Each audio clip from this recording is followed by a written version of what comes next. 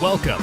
This is the Rip Griffin Show podcast, a baseball podcast for baseball fans of all ages. Now, here's your host, Rip Griffin.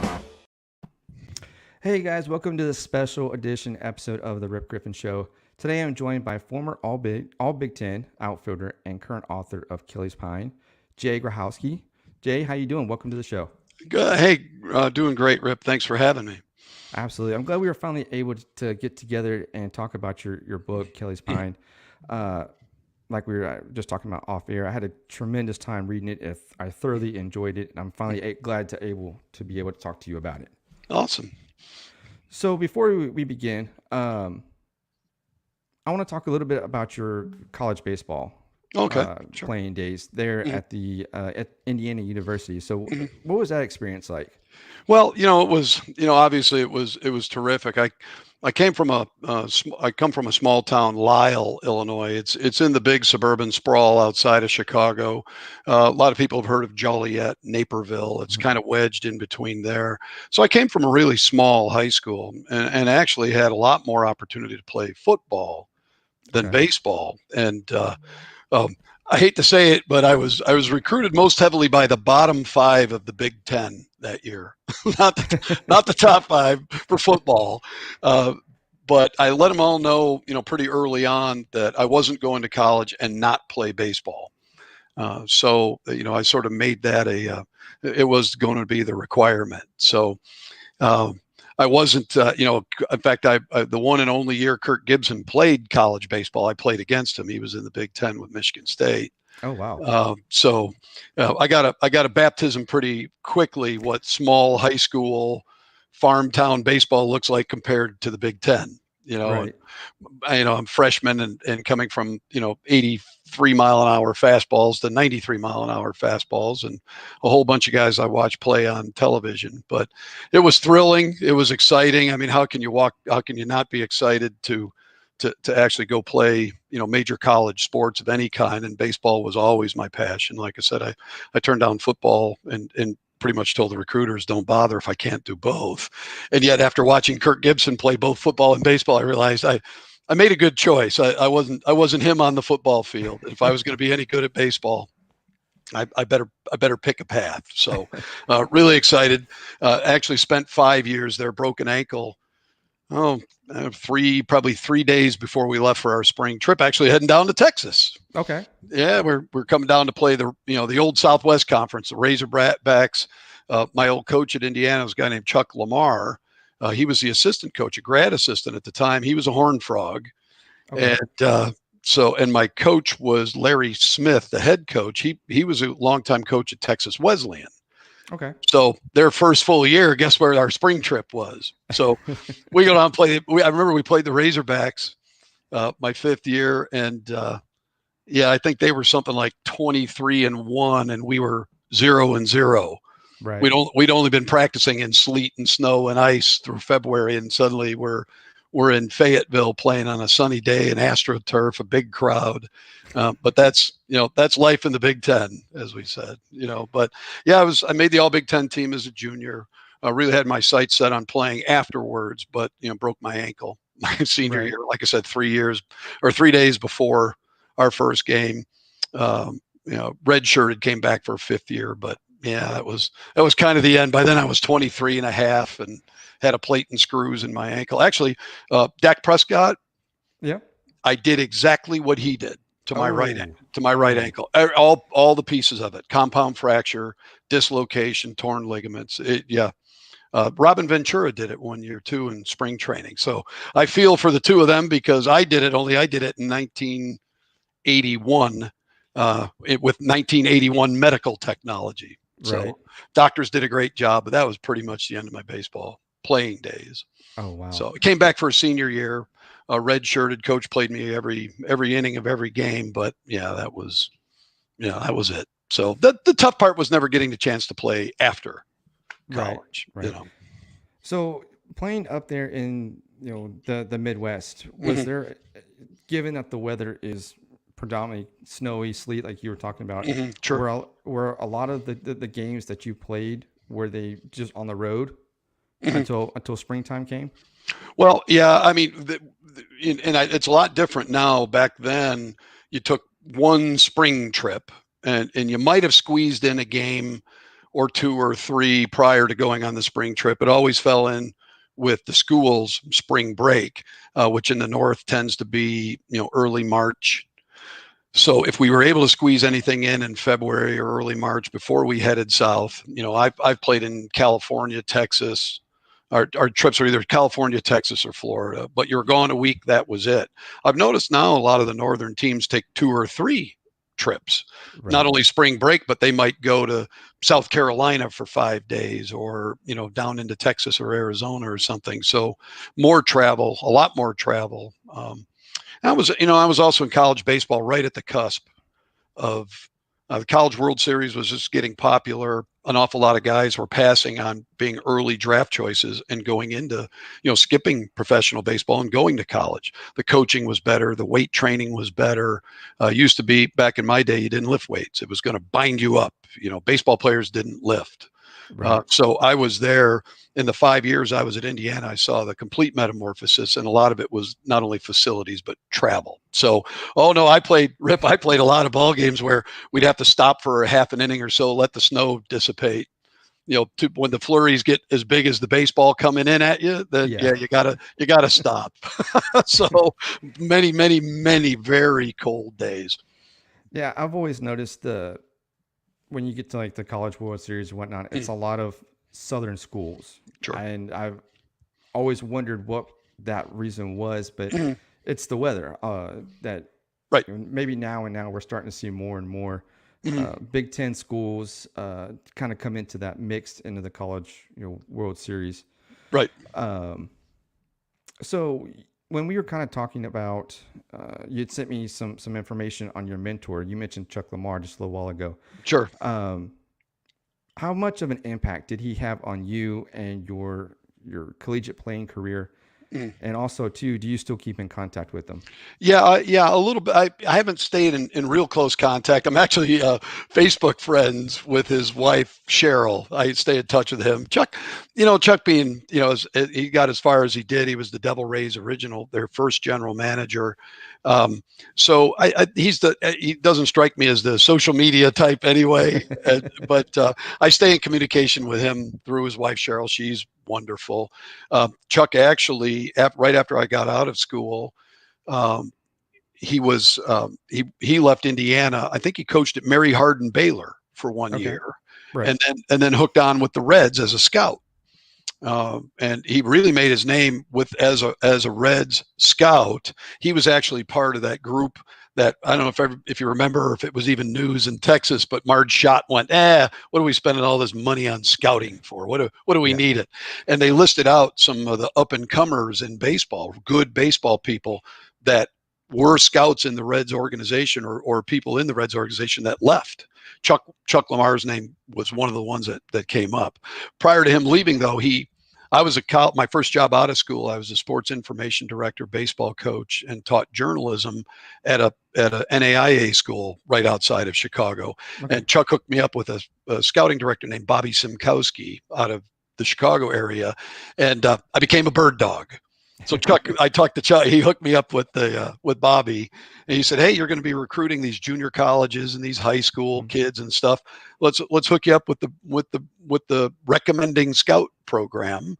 And so if you see anybody that you think needs to play beyond college or high school or whatever, just file a report and see how it turns out. So I stayed in touch with Chuck. Now he left Cincinnati. Then he became, and I don't know if necessarily the title, but I believe he was the minor league director for the Pirates. He left the Reds for the Pirates, and then joined John Schuerholz in the front office, I think as the assistant GM or pretty close to that level with the Braves, right in their heyday, and then when they expanded, he got the job with the Rays. So very proud of Chuck. Doesn't surprise me. Back to the college days. He's only 2 years older than me. He was, I believe, technically he was a grad assistant. He got his master's in Indiana, I think, and it was in the PE group, but I think it was like on motion, physical movement, something like that. Because I remember he if I got this right, he did his dissertation sort of on balance and footwork and things as it applies to the hitting stroke. Chuck, great hitting coach. I learned a ton. In fact, my very first, I was all Big Ten my junior year. Then they fired my head coach. They fired the coach, brought in Chuck and Larry Smith, the two Texans, and Chuck watched me the first probably 5 swings. He goes, "Stop! Hold on! Wait a minute! Oh, Mr. All Big Ten, with that swing, you're not going anywhere." And in about the next 10 minutes, I learned more than I'd learned in the previous 3 years of college. Oh, wow. Yeah, Chuck was a technician. Learned a ton from him. Great guy. I'd be lying if I wouldn't say, and I won't point it out, but there's certainly some Chuck Lamar influence in Kelly's Pine. The guys that know Chuck, yeah, they that have read my book, my teammates and friends that know Chuck, yeah, they can point out some things that I'll never cop to, but yeah. And now I get a sense of that Texan, persona that is in the book. It's when reading that, and I can definitely relate to it since I am from Texas as well. So I thought you might, and obviously Hitch is, I'm a son of a West Texas oil man, right? Yeah. So sorry about my Texas accent there, but No.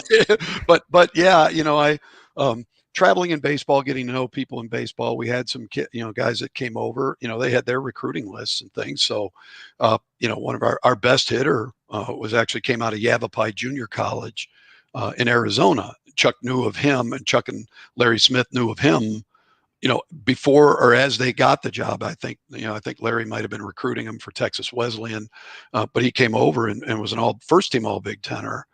His first year, the year I broke my ankle, I got him Bobby Waite. So he definitely, and maybe even to the point your question earlier, Rip, it really, the expansion in baseball, getting kids out of the South, well, you have to show them an expanded program.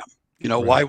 Why would somebody who went to junior college in Arizona pick the snowy Midwest? Well, you better show them good facilities, good coaching, a nice spring trip travel where you're not always playing in the snow, Right. so yeah. So I was there, like I said, I was there at the cusp, and I was there at the cusp at Indiana, and Chuck and Larry, it was 2 phenomenal years. It would have only been one either way. I broke my ankle the first time, but even sitting there with the busted ankle, I learned a ton of baseball just sitting between Lamar and Smith. And they're pointing things out to me, strategy, why we would do certain things in certain situations. Why are we throwing a slider on 2-0? That's the kind of stuff that I learned, sitting there in a cast, Right. instead of out in the outfield. Soaking up that knowledge. That's something. Absolutely. And these are Yeah. 2 great baseball guys. Larry Smith played at Arizona State. Oh, wow. Okay. Yeah. So he had a college baseball pedigree. Right. Larry. So between the 2 of them, it was way different than the Big Ten Indiana program that I walked into, as a freshman. Right. So you were a walk-on, or were you a scholarship? Oh, a scholarship. Yeah. Okay.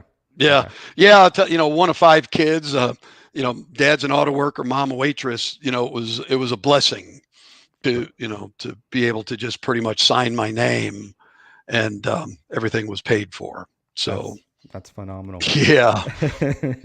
After you were done playing college, you did some, like you mentioned, some journalism and head scouting and whatnot. But you also did some scouting within the major leagues as well. Yeah, that was that. What I was referring to was that recommending scout. Okay. Program. Yeah. I wasn't a scout, a paid scout. How the Reds worked it. I mentioned a guy named Bobby Simkowski. He had guys like me scattered around his area. So, Right. he would call me up, and he'd say, "Hey, what do you know about, I'm hearing that there's a shortstop at such and such college out in central Illinois. Have you seen him play? Do you know anything about him? If you happen to be going down that way, can you let me know what you think? Get a stopwatch or a radar gun on them or whatever, So you kind of become that scout's eyes and ears, because, you can imagine being a scout in the Midwest. You've got 4 or 5 states. You drive 7 hours to watch a game that gets rained out or snowed out. Right. And now what? So the Reds were really smart in that they had guys like me spread out there to be just an extra set of eyes and ears. But strictly, you only got paid if the Reds drafted a guy that you claimed you made the first report on. So, Okay.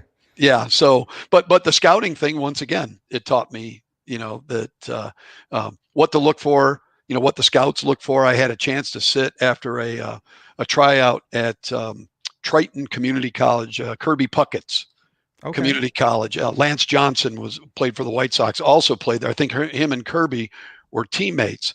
They had a scouting camp there, if you will, that about 6 or 7 teams attended. One was the Reds, and I sat in a hotel room just off the interstate with scouts from about 7 or 8 different teams, and they were all kind of talking about the kids, not playing their hand, who they like or don't like, but just sort of comparing notes. And, because I don't even know if they do tryout camps anymore, but they were a big thing back then. It was, yeah. So that was just, you put them through the standard. In fact, in the book, I talk about, in effect, Cole's tryout with the Carp. Starts with the 60-yard dash. That's basically this distance from home, from first base to third base, except there's a left turn from first to third. Right. But that's why baseball does the 60-yard dash, not the 40 like football, because 60 yards is the distance you run from first to third. Okay. And, they want to time you to see how fast you run 90 feet, because you've got to, that's the distance to first base, or not time you, but see how fast you get out of the box and make it to first. Throwing from the outfield, the batting piece of it, it was all sort of tryout camp-ish. That's where a lot of that came from. I went to some of the tryout camps, as a recommending scout and as a college coach. The beauty of the tryout camp was I'd sit there and guys would go, yeah, he's probably Division III, NAIA, maybe Division II. Somebody might offer him some money, but not now. He's 18, maybe next year. Maybe by the time he grows up, matures a little bit. Plenty of guys, get passed on out of high school and end up a first-round draft choice. Playing for the Longhorns. Right. It's baseball's one of those ones where just because you didn't get drafted out of high school doesn't mean you can't get drafted higher, much higher by the time you're 21. Right. Exactly. Okay. Mm-hmm. So let's go ahead and dive into Kelli's Pine. Okay. I'm excited to chat with you about this one. Mm-hmm. So the book incorporates sports, baseball and basketball. Fatherhood. It is, like you mentioned, you sent me a video. It is a love story, but it also has that willingness to sacrifice for family, which I thoroughly enjoyed. When you were writing the book, how long did it take you to go from start to it officially being published? Yeah, about 3 years. It was, it was really funny. I had this story rolling around in my head for quite a while. I was a college baseball coach, as I had mentioned, but then, I have a son who's now 30. He, played all through the youth sports program. I had a daughter who, won back-to-back state basketball championships in Illinois and ended up playing for the Coastal Carolina Chanticleers, the number 11 football team in America. I think it came out today, or number 9 or something like that. Yeah, she played basketball at Coastal.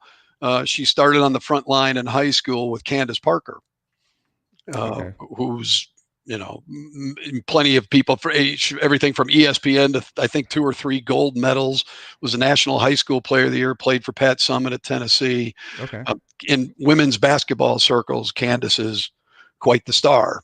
Only reason I mention any of that is it really kind of gave me a youth coach perspective, a bleacher dad perspective, and the story's roots were really kind of, the perplexing set of decisions and challenges and directions as a father that you take with your kids at an early age on which path to pick, what sport to play. Do you get into travel sports? Do you just play local rec? Do they play 3 sports? Do they focus on one?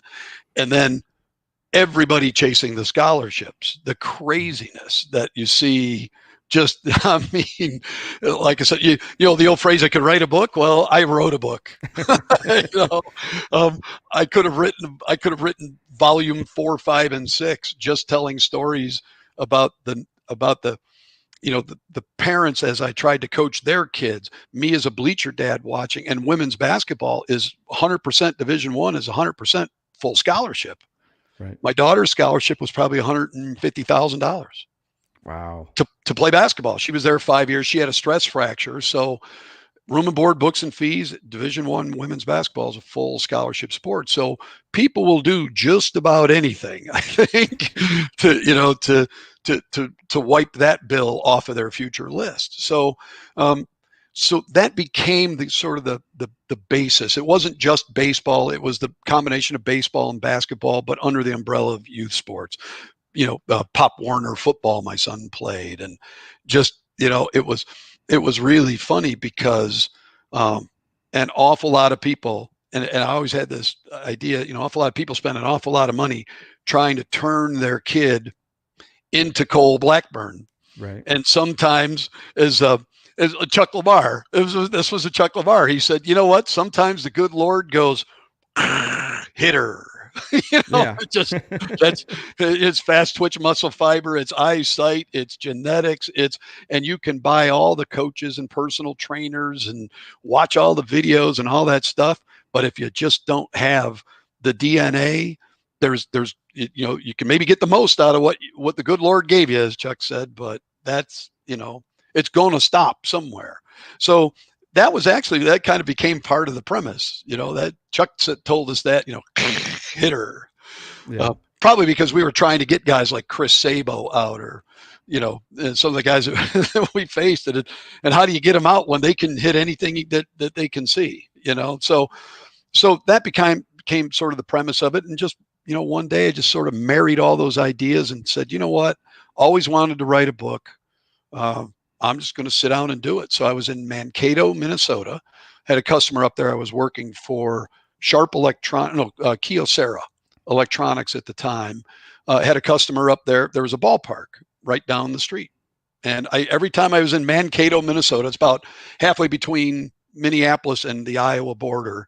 Every time I was there, I'd see those light standards in the stadium, and I don't know how you are, but, you know, it's like a moth to the flame, right? Oh, absolutely. Every time I see a ballpark, it's just, I can smell the grass being cut, and I want a hot dog, and I don't care who's playing. I'm going to go watch. And so I'd watch games there. Great little, you know, it's a collegiate league that plays there, a summer collegiate league where the weather it won't snow, Right. even in Minnesota. And, but, you know, I got done with a call one day, and I drove over there just to, you know, take a look at the stadium, and I was kicking around. Maybe I'm going to start writing. I was to that point, and I said, oh, what the heck? I grabbed my briefcase. So I'm in a suit and a tie. It is blazing hot out. The gates are open. They're stringing wire, working on the speaker system, and some of the electronics. Team was out of town. I sat in the bleachers and just visualized that what in effect was Chapter 2, Cole's tryout. Right. I sat and watched it on, you know, as I'm typing, I'm watching it, even though there's nobody on the field, and just tried to describe, and I liked it. You know, a couple hours later, sweating like crazy, had the jacket off, the sleeves rolled up. And I had to get going. I had to get back up to the Twin Cities, but it was underway. It started. And the more I wrote, the more I liked it. A lot of stop and start. I could write a book about writing a book, you know, and the missteps and all the learning process, but all of it was made possible because I had done research and found out I could just publish it myself. You know, the whole Amazon self-publishing thing became the final piece of it, that Right. it didn't matter if nobody ever bought a book. You can write a book. We could write a book. You and me could write a 10-page book right now and publish it on Amazon in a week. Wow. You know, so I decided to go that route, and 3.5 years later, and I can't tell you how many rewrites, and sitting at 4:00 in the morning with the cat sitting on the table next to me, won't leave me alone, or the countless hotels traveling on my job. So rather than sit around and watch television, it just became a great way to kill some time, and, you know, in effect, put life experiences in the form of, projected on fictional characters, and you read the result. Yeah, absolutely. Yeah. No, I just how, chapter 2 played out was just phenomenal. And it's just when you look at the storyline from, the Blackburns and the Swansons, that DNA you were talking about, you definitely seen that in that character, Cole Blackburn, which I'll kind of dive into him in just a minute. Because your main character, Eddie Blackburn, excuse me, he is one of those that has that kind of the guy next door persona. He's very genuine. He's willing to help you with anything, give you the shirt off your back. And that's what I really gravitated towards Eddie, because that's kind of similar to how I am. I'll come help you. I'll do whatever it is. I don't expect anything in return. And that's kind of how I got that perception from Eddie. When you were writing this, was Eddie's storyline or Eddie's life, was that kind of how you wanted him to go? Is that how you envisioned Eddie as a young kid taking over a business because of a family matter that happened? Right. So, anybody that's played any sports could probably tell you or recall 1, 2, 3 or more people that went, man, if he would have just stuck with it, he's the best basketball player, baseball player, football player that nobody ever saw play. And somehow life got in their way. Some of it self-inflicted, some of it just family matters, or, things didn't work out for him. There was a guy, Kareem Jabbar talks about that, and they did a whole movie on him. I think his last name was Manigault. He was a playground legend in New York City, and everybody said that, I think it was Jabbar said, he's like the best basketball player I ever saw play. And if you read that guy's story, it's the what happened. So I liked the, Eddie being that character that it just didn't work out. He had the 90-mile-an-hour left-handed fastball. And at one point in there, Kelli says, if my dad was your dad, your whole life would have turned out completely different, because she had a dad that had money, had the will to make their kid famous, push them, probably would have been in all the club teams and all that stuff. And I realized, I know guys that, like, wow, whatever happened to them? Or, most high schools, there's guys walking the hallway that would be a star on a particular team. They just don't want to play, can't play. And in some cases, the tragedy is when there's issues, whether physical issues, mental issues, or family issues that derail it. And so in Eddie's case, I chose the family issues, but also tried to wrap it in with the whole fatherhood theme. The decisions fathers have to make, and make at a young age on behalf of their kids. Every kid that plays baseball probably had a parent that decided they're going baseball, not hockey, or not football, or something else, especially in today's world of club teams and specializations and all of that stuff. So that was sort of the foundation of Eddie. That, he was that guy with all the talent that just unfortunately never got the chance to live his dream, chase his goal and his dream. And I also we're Cubs fans. Right. So, and I saw you with all the Astros hats and stuff. So you can relate to what it's like to have teams and want them. Only we had 108 years of it here in Chicago. But that didn't keep our family, when the Cubs were way out of the race, and Labor Day picnic, we still had the Cub game on TV in the living room, on TV outside at the patio where everybody's cooking out, down in the family room. Somebody hits a home run. Now the Cubs are losing 8-3 instead of 8-1, and everybody's all excited. So that was the Braves for the Blackburn family, because team loyalty is certainly a generational thing in our society. And so I wanted to blend some of that in there. The Blackburns, no matter how dysfunctional Eddie's father and grandfather were, at their core, they were Braves fan, and that bound everybody together. And of course, Cole was going to be a Braves fan then too. Right. when reading the book and you brought up the Braves, that was the team that I grew up watching when I was a kid because they were on TV all the time. TBS, yep. TBS, and that was in the book, and I can easily relate to that because Sure. that was the team. Also, the Cubs as well because they were on WGN. I think is Yep. what the Yep. so those are the two teams that I are more familiar with as a kid, and when reading that in the book.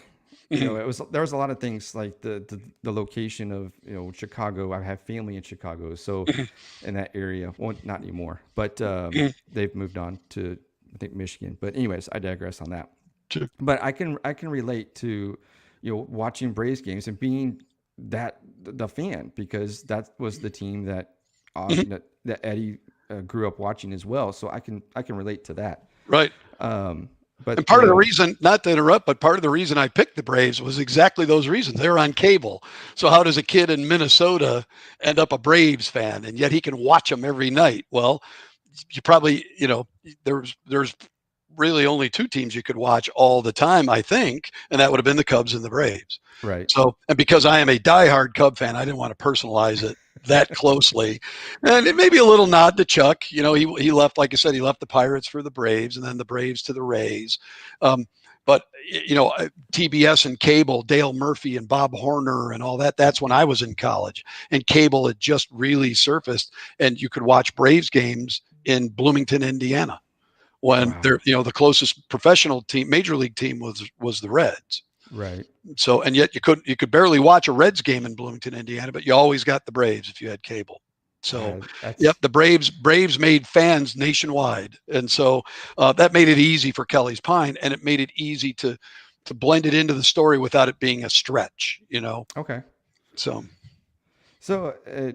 we kind of talked a little bit about Eddie and his life and kind of his background in baseball, but then you jump into basketball.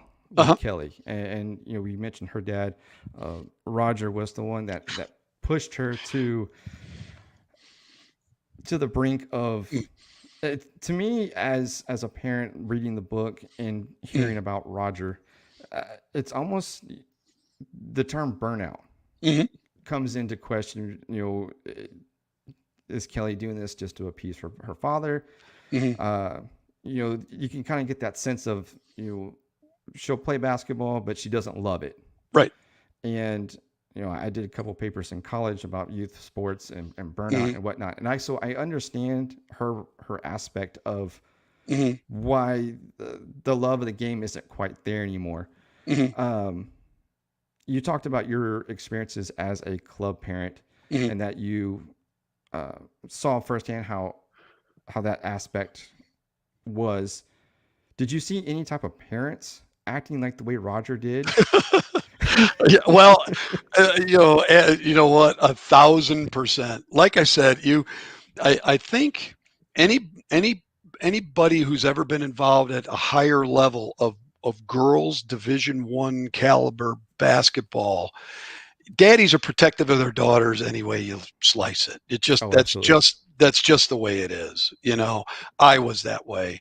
Only my daughter would run by. If I'm yelling too much, she'd run by. She'd say, "Knock it off, Dad." She'd run by us. And I'm yelling at the refs or yelling at her to box out or whatever. So I couldn't manipulate her. She'd just tell me to stop. But I saw it. I can't tell you how many times. The basketball part of that is very realistic because it's when you're coaching youth baseball, it's hard to see what's going on around you because you're calling the pitches, you're trying to be 2 or 3 steps ahead of strategy and everything else. As a bleacher dad, I'm sitting among the parents, watching parents, and it gets surprisingly. And like I said, there's the 6-figure pot of gold at the end of the rainbow if your daughter can make it to Division I. And there's only so many Division I scholarships out there. So, all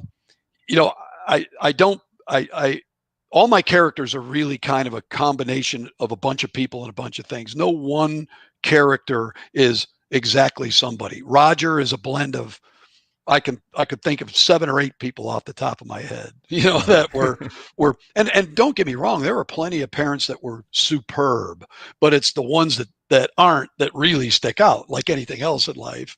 Right.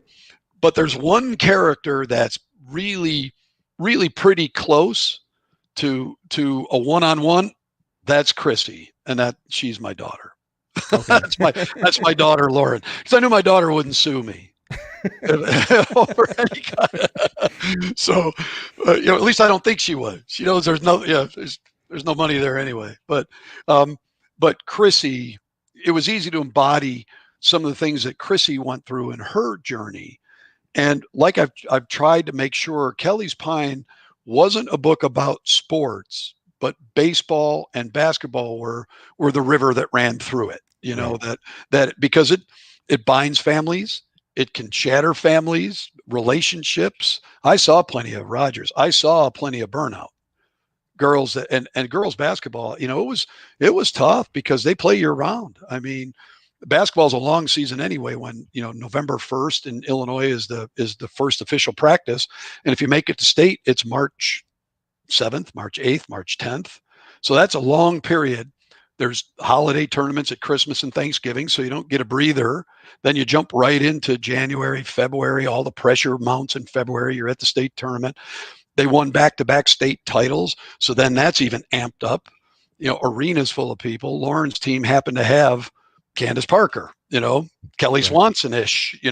Candace is not Kelly, but I saw an All-American play 2 years of high school basketball, and Candace was the National Player of the Year twice. So I sat with Pat Summitt watching high school basketball games. Oh, wow. So yeah, so Lovie Smith got the job with the Bears. Had his press conference in the afternoon, and he was at the Naperville Central basketball game that night. Wow. Candace dunked a basketball when she was a sophomore, and she became a national celebrity, a national person for people that care to follow it. So it was weird to see 3,000 people at a high school girls basketball game on a Tuesday night, but it used to happen, and they're all there. So I watched my daughter, all her teammates, especially with they're ranked number one in the state. They were in the USA Today top 10 twice. So it's already crazy, everybody chasing scholarships. Now you layer on the expectation, not only of them being the best team in the state and having to come through, which they did my daughter's freshman year, Candace's junior year, but then to repeat. Right. Every loss, every bad pass seemed to be amplified, and people went crazy. So anyway, it made it pretty easy actually to write that. So and any good book, you need an antagonist, and so yeah, when you get to kids sports, and it's so funny. One of the number one things I hear Rip all the time is people tell me, "Oh, I can't tell you how many Roger Swansons I know." I've seen people that I know that their kids have been through, and it's swimming. It can be cheer and dance. It can be any competitive kids thing. There's Roger Swansons, male and female, moms and dads out there, plenty of them. And so yeah, so the girls basketball piece was very much it was framed by everything I just said, and had a daughter go through it. So I wasn't a casual observer. I was the one that was probably yelling too much at the ref from time to time and throwing my hands up when the coach would make a decision, but it's hard to describe the pressure those girls played under, to win those back-to-back titles. They went, what would have been 68-2. Wow. Over a 2-year period. And the two games they lost were early in the season, Candace's senior year, when she was out with an ACL. She tore an ACL in July, I think it was, and came back and played at the Christmas tournament. Wow. Yep. And led them to another state title. So they won 68-2 in that period of time. The only two losses they had were, Candace Parker wasn't there. Their whole team went. All of their starters both years went Division I in some sport. One girl was a hockey player, believe it or not, but she would have played Division I basketball. Plenty of their opponents their whole lineup was sprinkled with ones that went Division I. So it's kind of weird, Rip. I saw with all my baseball background and playing against Kirk Gibson and people like that, yet I also watched, the upper levels of girls Division I caliber basketball and the summer club teams that are basically Division I all-star teams, from different schools, all blended. It was nuts. And so the burnout, I absolutely could see the burnout factor. And a lot of those girls, they're not trying to get a big leagues, a shot at the big leagues or the NFL or the NBA. A lot of them are like, I've had my basketball. Now I just want to be a student. I could take it or leave it. And you're a parent going, that's $100 and some $1,000, dear. You might want to, exactly. Don't give it up yet, And there's a lot of that, but I saw girls walk away, or go to college, be on a full scholarship for 2 years and go, I'm done. Right. Not only girls, but I mean, it happens in all sports, Division I, and burnout is a big factor. And so what kind of father and mother or parent are you going to be to try to find that balance of, hey, you can come out of college without any loans. That's a blessing. I did, I lived it. So it was easier to sort of counsel my daughter on, I know sometimes it's like, boy, it'd be just nice to not have to get up on a Sunday and run around, but no loans coming out of high school or coming out of college. That's a blessing. So, I unfortunately did not get the opportunity to play, past high school due to injuries as well, but I don't want to give too much away on Kelli because I want the listeners to go out and purchase the book and get their sense of how Kelli is and how reserved she is. So that's all I'm going to kind of say. I don't want to be a spoiler alert. Well, actually, I do have a spoiler alert. But, okay, sure. But Eddie and Kelli, they did have Cole, which we talked about a little while ago, at a young age, and we talked about the pressure of Roger and pushing Kelli to the brink of exhaustion, to where she doesn't want to play basketball anymore, that's my spoiler alert. Sorry. That's right. But like I said, I don't want to give the listeners too much because I want them to go out and purchase the book because it is a phenomenal book. But I appreciate it. When you look at Eddie's role as the parent and the way he kind of took Cole out of the limelight, out of the spotlight, and kind of mentored him up until he had his debut with the Carp in chapter 2. It's refreshing because that burnout we talked about, you don't get that with Cole because he's fresh. He's ready to go. He's young, 18. And when I started reading that first part about Cole, I got excited because the baseball aspect of me came out, and I could see, okay, $1 million arm, $1 million bat. It's this guy's Shohei Ohtani. He's Ohtani. He's Ohtani. That was one of my. It was kind of a template, So I won't lie. Obviously it's completely different as far as personal history, but that became so what if, and it's a big what if you had a kid with Shohei Ohtani type of talent, and do you want him to burn out, blow out an arm, play too much? It was, and if you're the father, what do you do? What path do you, what's the right one? What's the wrong one? Right. And that was going to be one of my questions actually was going to be, what kind of player did you want Cole to have Cole emulate? Shohei Ohtani is actually one of them. When I was reading the book on Cole, it was, I kind of envisioned him more as a pitcher, being a tall lefty, Sure. to Randy Johnson. I kind of compared him to him. Sure. Or the Chicago White Sox that are kind of in your neighborhood. They've got a young, tall lefty in Garrett Crochet. Right. Yep. He's one of those phenomenal, lights out pitcher. So that's kind of where I saw Cole going. Yeah. Can I sneak one in on you too? Sure. So remember, this was 2017, and for all the misery, the 108 years it took Aroldis Chapman for the Cubs to finally win a World Series. They don't have Aroldis Chapman. They don't win that World Series with Rondon and Strop. They just don't. They don't have a closer, and they were both fading fast by the end of the year. So I got to tell you, it was nothing more than the Chapman's 104 mile an hour left-handed fastball that went. Now, could you imagine if a kid was throwing that? And right around there, I saw there was somebody. I guess I should look it up sometime. I remember reading or seeing a YouTube video or some high school kid that was up over 100 miles an hour. We probably all know his name. I just didn't know it at the time. But I'm like, boy, there's Tommy John surgery, ready to happen. Kopech has had it. Shohei Ohtani's had it. His elbow was a light bulb after a while. So how do you protect it? And a big piece of it was Tommy John surgery. I mentioned it in the book, living in the North. And I mentioned in there, it's when Eddie is talking with the coaching staff of the Carp and said, how many miles would this kid have on his arm if youth coaches and then high school coaches saw that arm? He'd pitch all the time. Absolutely. And then he'd play all summer pitching all the time.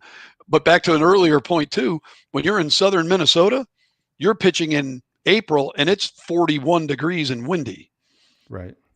So, there's an alarming number. I think the number is over 50% of the Tommy John surgery today in baseball players is between the ages of 15 and 20. Mm-hmm. So that's great. Your kid's can throw 102 until you screw it up. You pitch him too much. And every coach that kid would ever play for would want him on the mound, right? Oh, absolutely. Absolutely. We're going to win the regional. We're going to win the travel trophy, the Fargo Invitational, which will mean absolutely nothing. The kids, when you travel, I found out as a travel coach, they remember the hotel. They remember riding the elevators. They remember dropping water balloons out of the window. They couldn't tell you the score of the day 2 days earlier. They know they won. That's how kids are. But the parents are all wrapped up in wins and losses and what's this going to mean toward a scholarship and future and all of that stuff. Pitching is that one thing that there's a million people coaching youth sports. They don't know what to do with an arm. They just don't. And they're going to blow out the arm. And I think we've got proof to the point now where Little League and all these youth sports, they're putting pitch limits and everything else on. Long overdue. I don't know if it's going to help or work. So what if your kid is lighting up the radar gun at 14? Do you turn them into a gymnast? Gymnasts don't participate, a lot of them in their high school. Right. Girls gymnasts, they go right to the academies, the Bella, what's his name, academy, right? Yeah. So they have competitions, national, international, all that stuff, but most of their gymnastics is indoor workout, just perfecting. And you can throw the ball 102 miles an hour. You just got to throw it for strikes, right? Right. So exactly. anyway, that was the whole premise behind all of that. Aroldis Chapman was the one that lit my fire, but then you mentioned perfect examples since then. So, and you kind of get the sense of the regiment that Eddie put Cole through to achieve that high velocity, the power bat, because given that Eddie was a left-hander as well, the first thought that obviously that was it Hitch or that Bernie mentioned that mentioned did he only hit against lefties, and then he said no, I had somebody else come and throw right-handed. Right. So that was pure genius. I never would have thought of that. I had to contrive something, and it was really funny because obviously his agent, he outgrew his uncle who was a right-handed pitcher and sworn to secrecy, high school pitcher. So we all knew that guy. We're probably all related to that guy that I pitched a little in high school. Only couldn't break an egg now if he threw it against the wall. But so Cole outgrew him, and who better than an attorney who, attorney-client privilege and pitched in the local. And it was kind of a shout out in the Midwest. In Wisconsin, they call it the Home Talent League. Okay. And in Minnesota, they call it the Hometown League. But basically, town versus town in amateur adult baseball. Okay. Choose up a team. Mankato might go play Fairmount. I use Fairmount as an example. They play town versus town hardball, baseball. Right. Even some guys on the team are 40, some are 17 or 18 or right out of high school. but it's town versus town for bragging rights. So it's a big thing in Minnesota and Wisconsin. So what a great way to kind of put a shout out to them too. So Brady was one of those guys where that's why I went into, to talk about his dad, Mr. Hockey in New Ulm, Minnesota, right? Right. There was a dad that picked his son's path for him. I wanted that message. Brady wanted to be a baseball player, but his dad really wanted him to go play hockey, Minnesota's hockey territory. So that was a little subplot, and it just happened to. I'm glad you picked up on it, Rip, because it happened to just sort of work its way out, and I was able to answer that question and make it plausible. I read that and I was like, that was just pure genius.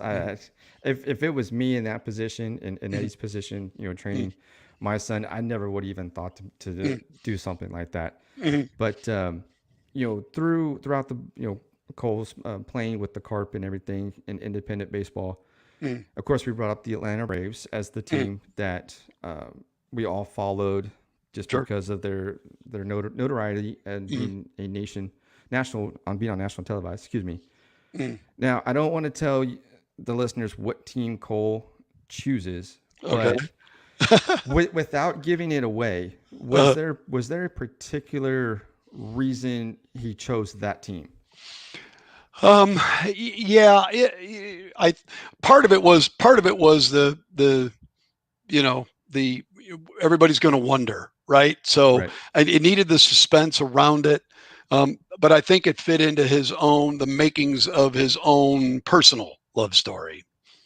Okay. If you remember, he has a girlfriend now. Yes. And so anyway, I hope we don't, I mean, I don't think we gave anything away, but ultimately, it still comes down to, and the message really was, it was his chance to make his own decision.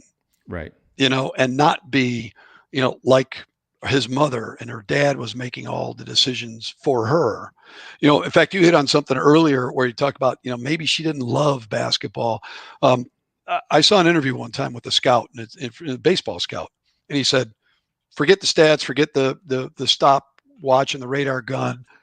Do we have a gym rat on our hands? Does the kid like baseball? Does he love baseball, or does he live baseball? Right. Live it, and I would put a Trout in the live category. You don't see him on too many commercials, if any. That guy is a ball player. He wouldn't surprise me he's out hitting the tee right now as we talk. So but because again, I played with guys that had all the talent in the world, but liked playing.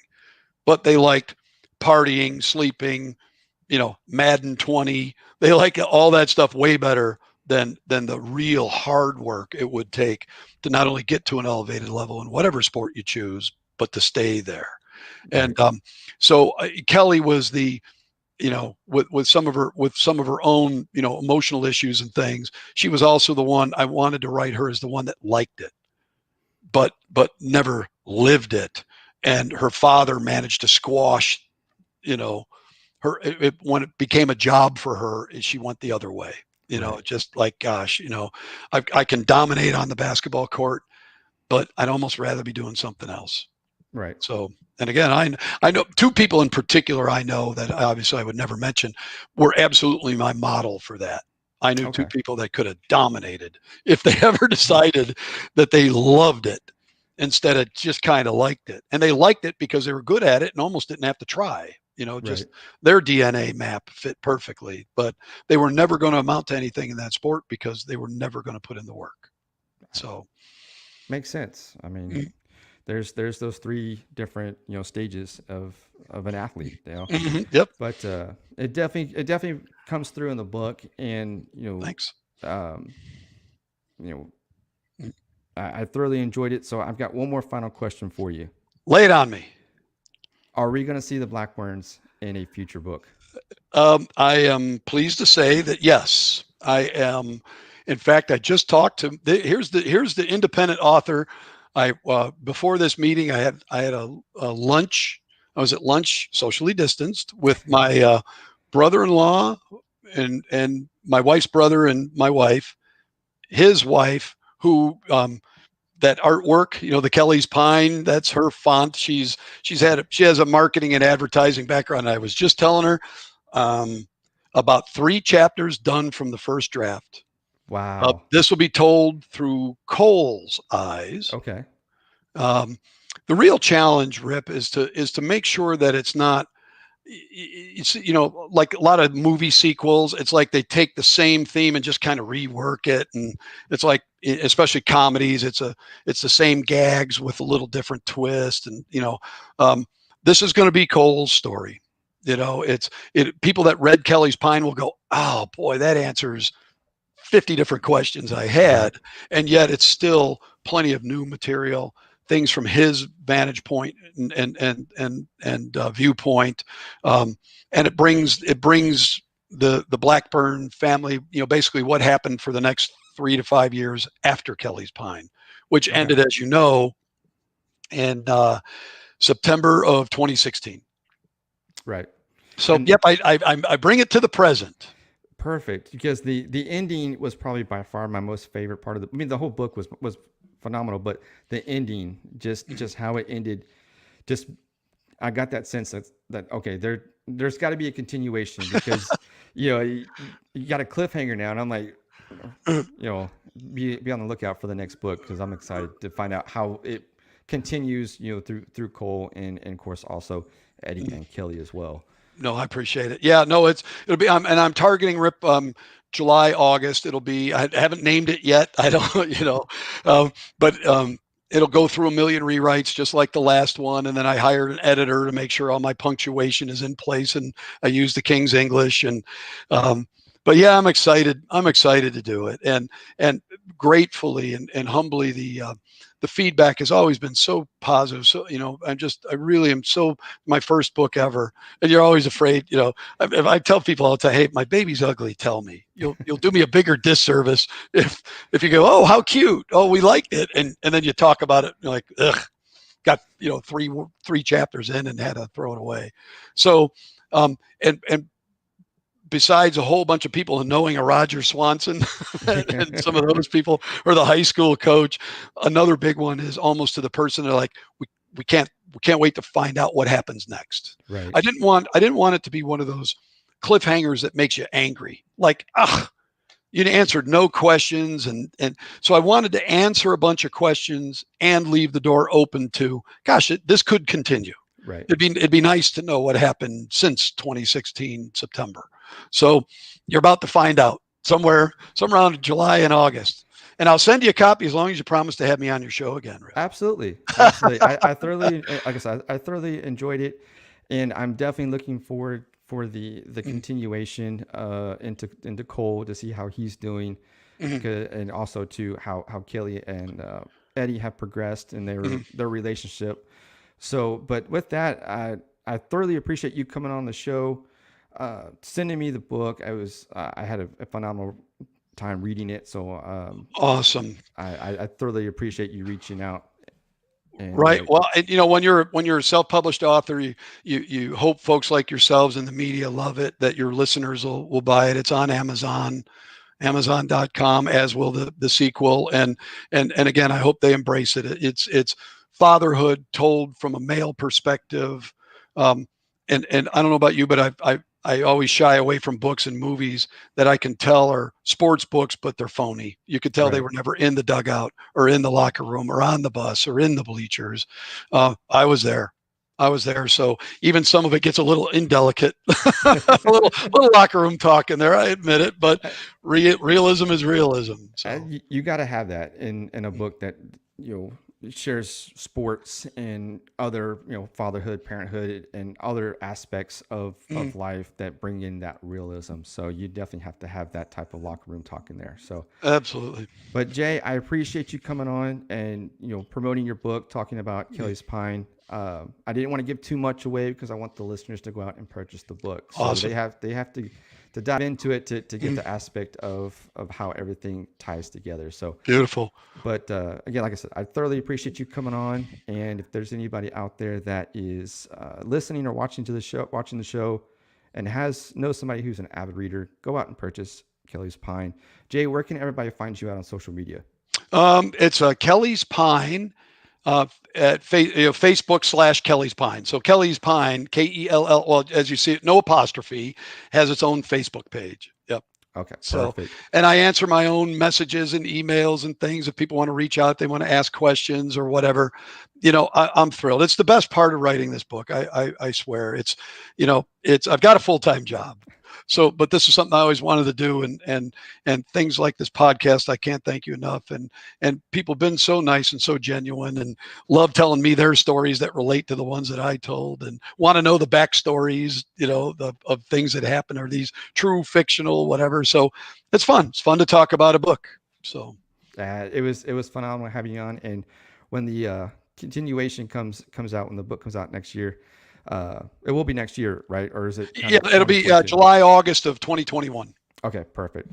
So we'll definitely be on the lookout for that, and then we'll get you back on to share the continuation. That's a deal. All right. Awesome. All right. Appreciate. Yeah. All right, guys. Thanks so much. All right, guys. That's going to do it for this episode of the Rip Griffin Show. Remember, you can check out the show on all the major podcast platforms, Apple, Google, and Spotify. So that's going to do it for this episode. I appreciate everybody listening, and take care. Thanks for listening to this episode of The Rip Griffin Show. Make sure to subscribe to the show on all the major podcast platforms. Follow Rip on Twitter @RipGriffin2.